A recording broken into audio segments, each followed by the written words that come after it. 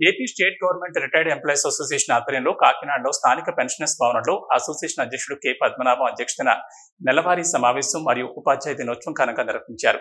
ముందుగా డాక్టర్ సర్వేపల్లి రాధాకృష్ణన్ చిత్రపటానికి పూలమాలలు వేసి ఘనంగా నివాళులర్పించారు. కార్యక్రమంలో భాగంగా పలువురు విశ్రాంత ఉపాధ్యాయులను పూలమాలలు దుశ్శాలువలతో ఘనంగా సత్కరించారు. ఈ సందర్భంగా అసోసియేషన్ అధ్యక్షులు కె పద్మనాభం మాట్లాడుతూ ప్రతి ఏడాది మాదిరిగానే గురు పూజోత్సవం ఘనంగా నిర్వహించడం జరిగిందన్నారు. సమాజానికి ఉత్తమ పౌరులను అందించడంలో అత్యంత కీలక పాత్ర పోషించే ఉపాధ్యాయులను గౌరవించుకోవడం ప్రతి ఒక్కరి బాధ్యత అన్నారు. కార్యక్రమానికి సహకరించిన కరూర్ వైశ్య బ్యాంక్ మరియు అగర్వాల్ కంటి ఆసుపత్రి ప్రతినిధులకు ప్రత్యేక కృతజ్ఞతలు తెలిపారు. ఈ కార్యక్రమంలో అసోసియేషన్ ప్రధాన కార్యదర్శి టి నూకరాజు, ఎన్ వెంకట్రావు, సిహెచ్ సరోజిని, నరసింహారావు, భాస్కర్రావు, ప్రసాద్ తదితరులు పాల్గొన్నారు.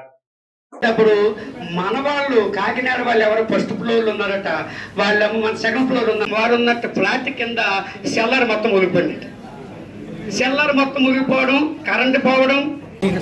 ఈరోజు గురు పూజోత్సవం దినోత్సవం సందర్భంగా మా రిటైర్డ్ పెన్షన్ భవన్లో సుమారు 10 మందికి టీచర్లకి నేను సన్మానించడం జరిగింది. టీచర్లకి అదేవిధంగా 91 సంవత్సరాలు ఉన్నటువంటి గరికోట మేస్టర్ గారికి ఫస్ట్ని సన్మానం చేసిన తర్వాత మిగతా 9కి మేము సన్మానం చేయడం జరిగింది.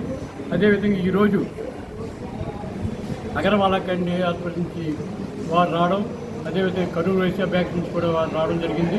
వారు కూడా ఈ సందర్భంగా టీచర్స్ అందరూ కూడా అభినందిస్తూ మరి మాకు ఉత్తరోత్తర కూడా వారు సహాయ సహకారాలు అందజేస్తారని మేము వారికి విజ్ఞప్తి చేయడం జరిగింది.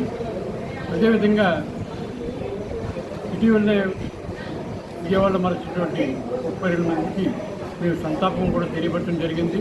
మరి వారికి మా సంఘం తరపు నుంచి కూడా ఒక రోజు జీతం ఆల్రెడీ పే చేయడం జరుగుతుంది.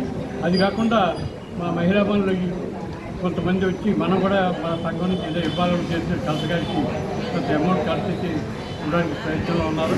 అది కూడా రేపెప్పుడు కలెక్టర్ గారికి వెళ్ళి మా ప్రత్యేకంగా మా పెన్షన్ భవన్ నుంచి ఒక 10,000 కానీ 15,000 కానీ ఇవ్వడానికి నిశ్చయించుకున్నాం. కాబట్టి వారికి కూడా ఎవరైతే కంట్రిబ్యూట్ చేశారో అందరికీ కూడా మరొకసారి ధన్యవాదాలు తెలుపుతారు.